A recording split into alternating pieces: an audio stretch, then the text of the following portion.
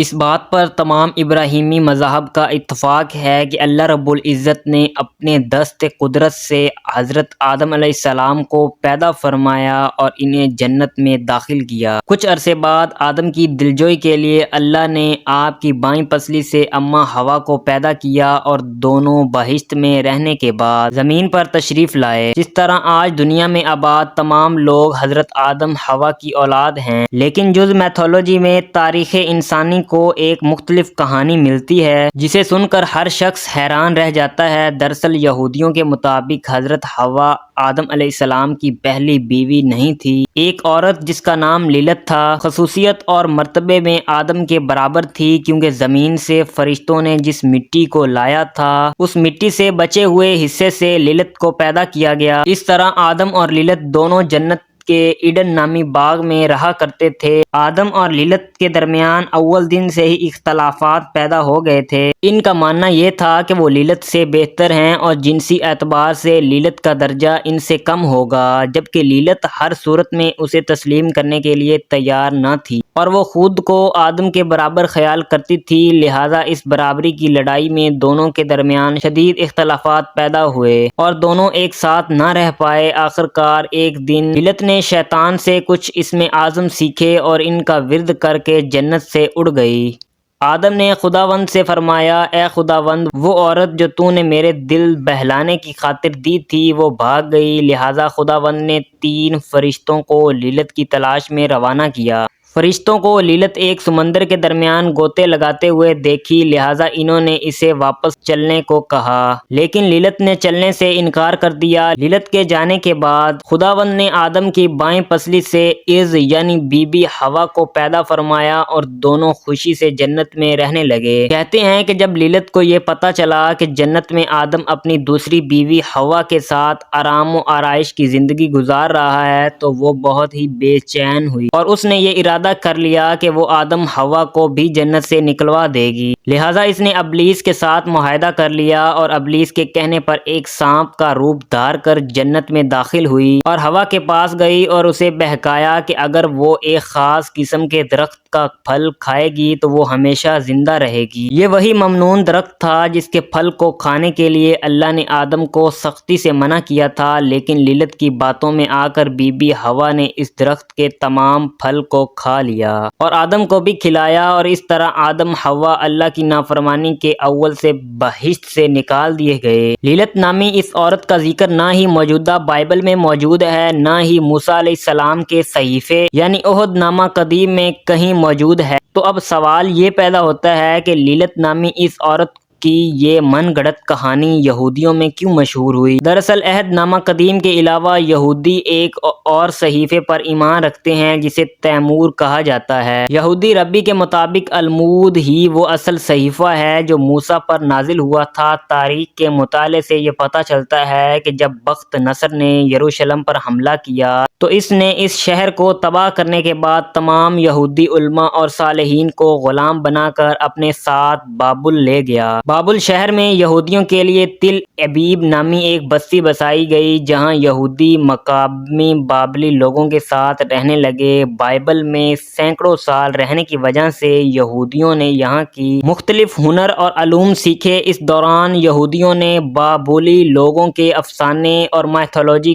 کو توریت میں شامل کر لیا۔ سمیری اور بابلی کتابوں میں اس وقت للتو نامی چڑیل عورت کی کہانی مشہور تھی جو 2 پروں والی ایک شیطانی بدروح تھی اور رات کو بچوں اور مردوں پر حملہ کیا کرتی تھی۔ قدیم بابل کی ایک مشہور داستان دی ایپک آف گلگمش میں بھی للتو نامی عورت کا ذکر ملتا ہے، لہٰذا یہودی ربیوں اور علماء نے اس افسانوی کردار کو اپنی کتابوں میں بھی شامل کر لیا۔ جو مائیکولوجی میں اگر لپ کی جسمانی حریت کی بات کی جائے تو یہ کہا جاتا ہے کہ لیٹ کے 2 پر ہیں جن کی مدد سے یہ اڑتی ہے۔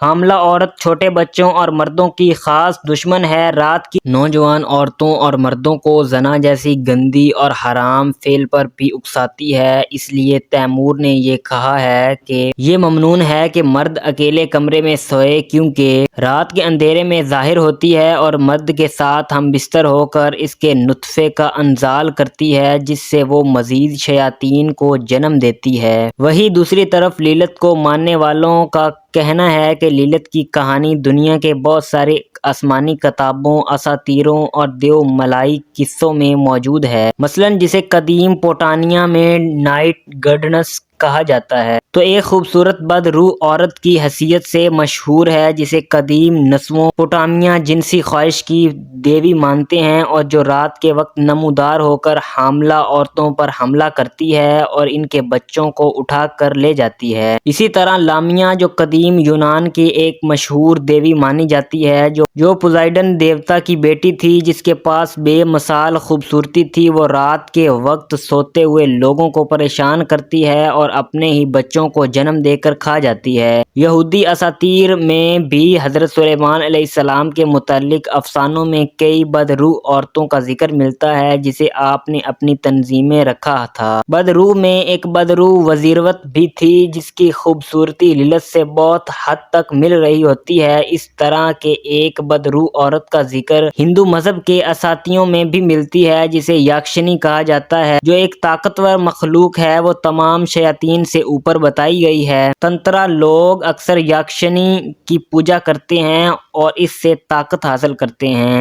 یاکشنی رات کے وقت سوتے ہوئے انسانوں کے پاس آتی ہے اور ان کے ساتھ ہم بستر ہو کر انسانوں کے دماغ پر حاوی ہو جاتی ہے۔ اسی طرح قدیم عرب لوگ اسے اورہینیا کہا کرتے ہیں، جبکہ نیٹو امریکن لوگ بھی اسے شیطانی صفت عورت میں یقین رکھتے ہیں، جو آدھی عورت اور آدھی جانور نما مخلوق تھی اور جنگل میں کبھی کبھار دیکھنے کو ملتی تھی۔ کہتے ہیں کہ آدم سے الگ ہونے کے بعد لیلت ابلیس کے خاص ساتھیوں میں شامل ہو چکی تھی، اس لیے اہل یہود اور شیاطین فرقے کے لوگ، جنہیں قبالسٹ بھی کہا جاتا ہے، یہ لوگ جادو ٹونے اور سلفی علم سیکھنے اور سکھانے کے لیے لیلت کی پوجا کیا کرتے ہیں۔ دور عہد وسطی میں دنیا بھر کی چڑیلیں طرح طرح کی سفلی عملیات کر کے لیلت کو خوش کرنے کی کوشش کیا کرتی تھی، جس میں وہ جانوروں کی بیل دے کر اور اپنا خون لیلت کو چڑھا کر اسے جڑنے کی کوشش کرتی تھی۔ سال 1899 میں چارلس لیلن نے ارادیہ اور گوسپل آف ویچز نامی کتاب کی تصدیق کی، جس میں ارادیہ نامی ایک شیطان صفت عورت کا ذکر ملتا ہے جو اس زمین پر آ کر کالے جادو اور سفلی علم لوگوں کو سکھاتی ہے۔ چارلس نے لیلت کو ہی ارادیہ کا دوسرا نام قرار دیا اور بتایا ہے کہ چڑیل اور قبالہ علم کے